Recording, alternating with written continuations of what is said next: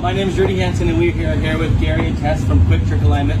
and they've been building kits for, I don't know, 15 years now? Almost 15 years, and they started off building them for his race cars when he raced circle track, and then it moved over to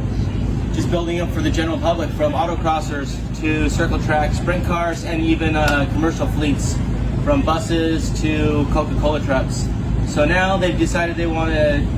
join up with us and help build us a kit that is specific to Formula Drift.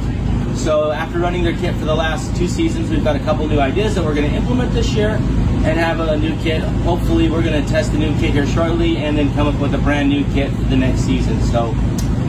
I got to give a big thanks to these guys and tell them thanks for helping us out and designing this kit so it'll work fabulous for Formula Drift and ultimately just drifters, so that they don't have to go